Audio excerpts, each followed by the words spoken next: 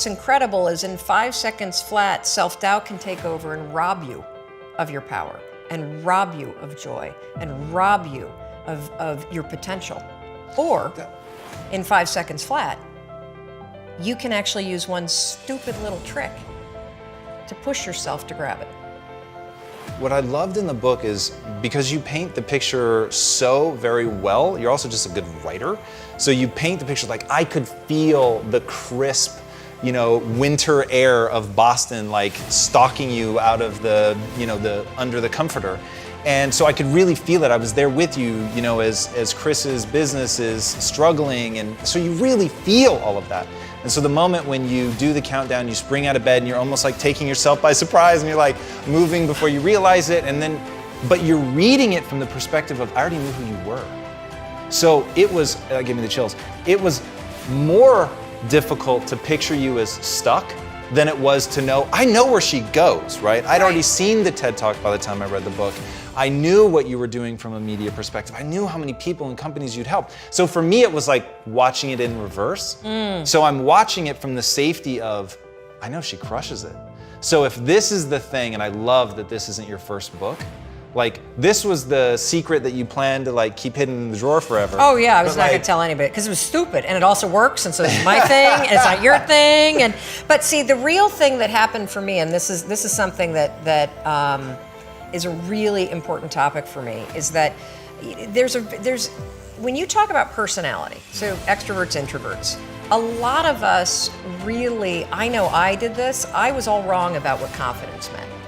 I thought confidence was a personality trait. I love this. Tell me more. I thought that people that are outgoing are the confident ones, right? And the truth is, confidence is not a personality trait at all. It's a skill. And a lot of the extroverted people that you know are actually very insecure.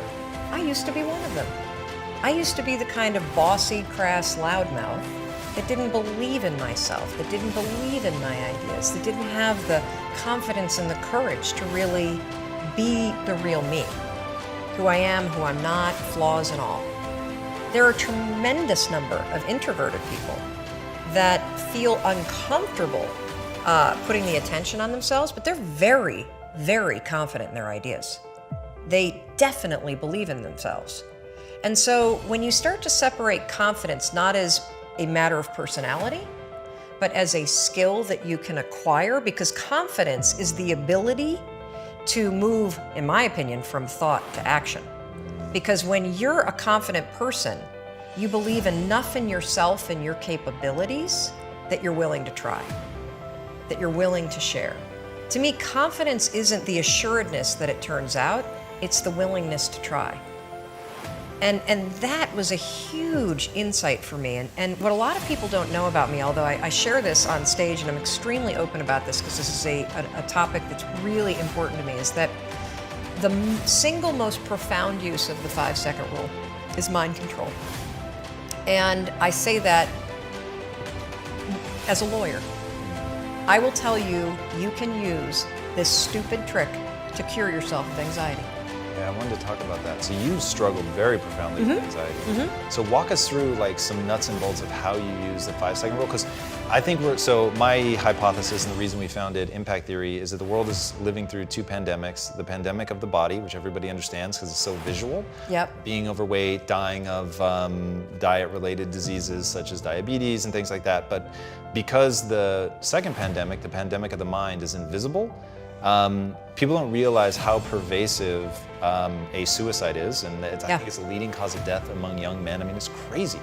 And then that there are ways that they can go about attacking that and fixing the problem. So walk us through that. Sure, I would love to.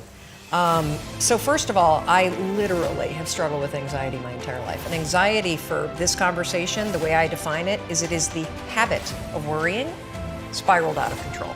You know, you may say that you are a worrier. That's not true. You have a habit of worrying. A habit is a pattern of behavior or thinking that you repeat without realizing it. So anxiety happens when that pattern of worrying about things spirals out of control, and now it starts to marry and manifest itself with physical sensations too. That's all that it is. I know that I say that's all that it is. Me personally, I struggled with anxiety, I think my entire life. It became quite acute when I was in my late teens and early 20s. I became medicated in the middle of law school. I took Zoloft for 2 decades. When our first daughter was born, who is now 17, the postpartum depression and the cascading panic was so terrible that not only was I medicated and couldn't breastfeed, but I couldn't be left alone with her. Wow. So when I say you can cure yourself of anxiety, I don't say that lightly. 4 years ago, after I had been using the 5-second rule to change my behavior, how I spoke to my husband, how I negotiate in business meetings, how I conduct sales, the kind of parent that I am, my health habits, my eating habits, curbing the drinking, I thought, I wonder if I can use this 5, 4, 3, 2, 1 thing to get control of my thought patterns. Not my behavior patterns, my thought patterns. Yes, you can. So we're gonna build this conversation. So I want to start with something we can all relate to, and that is, how do you stop worrying, and how do you stop listening to self-doubt? This is how you're going to do it. So all day long, you're going to have moments where your thoughts drift, and I use that word on purpose because for me, there is a physical sensation when you start to use the 5-second rule and you start to wake up. Not only on time in the morning, but you wake up to your life and the opportunities in your life. Your thoughts drift. Like you'll just be hanging out with your friends and then suddenly you're like, I'm not sure that person likes me anymore. I haven't heard from my kids lately. I wonder if they're dead or, as a check, like you just start worrying about stuff. Why? Because it's a habit. Because when you're not paying attention, your brain shifts from you being a decision maker and paying attention to you just kind of spinning things on autopilot, and one of your habits is worrying. The second you wake up and you notice, holy cow, I'm talking some negative garbage to myself right now. 5, 4, 3, 2, 1. You've just shifted the part of the brain that you're using.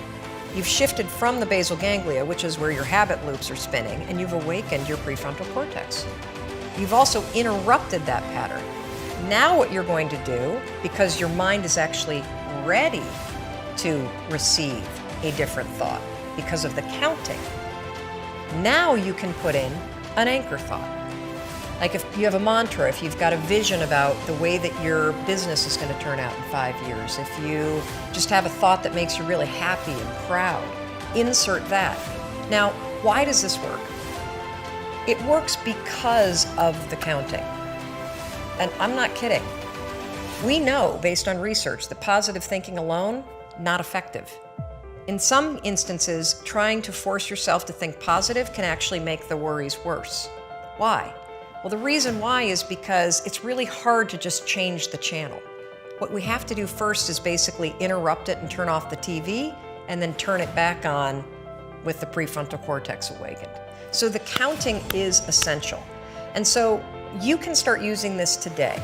You catch yourself talking garbage to yourself, because we all know if I were to put a speaker on your head and broadcast, you'd be sitting here in the audience, you'd be in an insane asylum, because the crap that you say to yourself is insane. And the problem is we listen to it.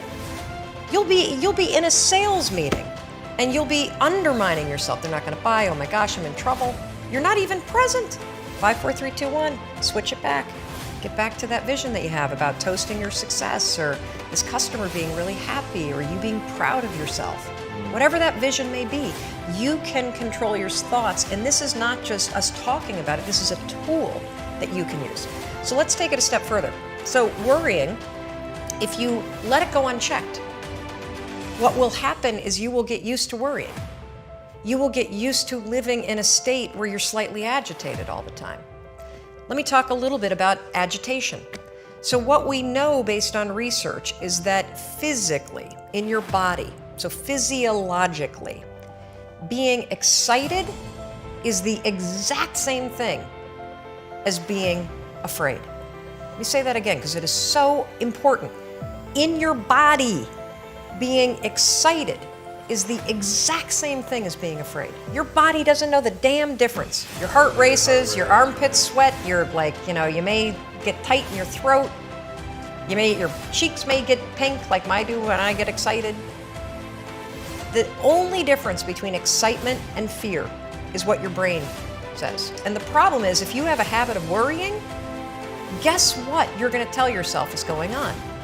That you're like freaking out, that you're not excited, something must be wrong. Oh gosh, why would you say something's wrong? Because you got a habit of saying that all the time. Even as I became a speaker for a living, or I'd be on CNN, when I first started doing it, I would be freaking out backstage.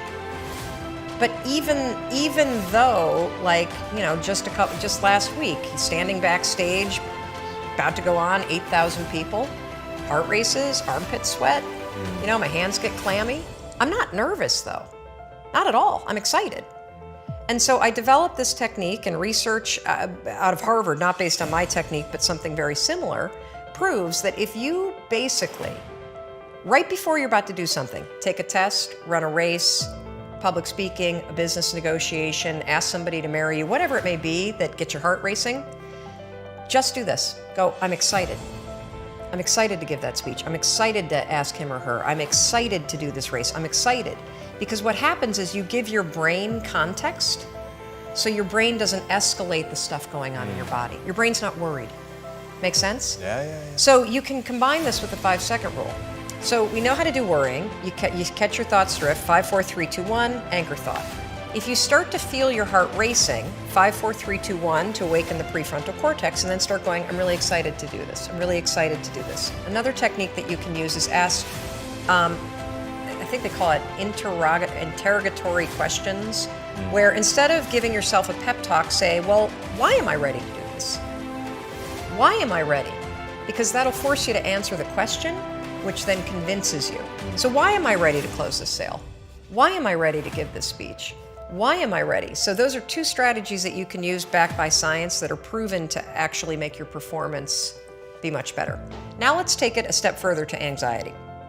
So anxiety is what happens when the habit of worrying spins out of control, your body gets really agitated, and then you allow your mind to escalate it into a full-blown panic attack. So for those of you that have not had the pleasure of having a panic attack, let me explain what it's like. So have you ever been in your car and you're driving down the road and you go to change lanes and all of a sudden there's like, oh my God, there's a car right there, right? And you swerve a little bit and then your heart's like, and you may sweat a little bit and you grip the wheel really tight and you're super locked in on the road ahead of you. But then that car pulls away and the near miss scenario passes and your mind starts going, okay, you're all right now. You're all right now. That's it. That's all. That's what a panic attack is, only it happens while you're standing in front of your coffee pot. Seriously, you have that same, oh my God, what about that? And your heart's racing, and the problem for your brain is that your brain can't look around and say, holy cow, we almost got hit by a car. Right. Your brain's saying, what the hell is wrong with her? She's making coffee and she's freaking out. And so now your brain has a problem, because what's your brain's job? It's designed to protect you. So your brain will now do whatever it can to magnify the problem. Remember we talked about the spotlight effect? It'll start telling you all kinds of crazy stuff because it can't figure out contextually what the hell's going on. She's just making coffee, now her heart is racing and she's breathing really. Holy cow, maybe she is having a heart attack. A lot of people that have panic attacks say, I think I'm dying, oh my God, what's happening? Or you'll see them do the deer in the headlights thing where they got to get out of the room. That is the spotlight effect in your brain, now taking control and magnifying everything to get you out of whatever it was. So here's how you use the 5-second rule. You use it to stabilize your thoughts before the panic escalates. And then what happens is it drifts into worry and then it disappears. So the second you feel worry, you catch it, you train yourself to do that. If you start feeling yourself getting, your heart racing, you can 5, 4, 3, 2, 1 and use the I'm excited, I'm excited. If that doesn't work, literally 5, 4, 3, 2, 1, and just give yourself an anchor thought, literally, of you being okay. I'll give you another quick example because this is one that we have a tremendous number of success with, and people that hear the example use it immediately and are blown away. I used to be terrified of flying. Terrified. Every bump I'd be freaking out, and so I started using this strategy with the plane. So the second that you feel yourself getting nervous, 5, 4, 3, 2, 1, and then your anchor thought is a vision of what you're going to do when you get to where you're going. So when I get on the plane tomorrow to fly back to Boston, I'll think about walking in the house and the place is like a disaster. It'll look like everybody's stuff got loaded into a cannon and fired all over the first floor. And so if we hit turbulence, 5, 4, 3, 2, 1, I'll think about that vision, because cognitively for my brain, if I'm walking in the house and it's a disaster, the plane made it.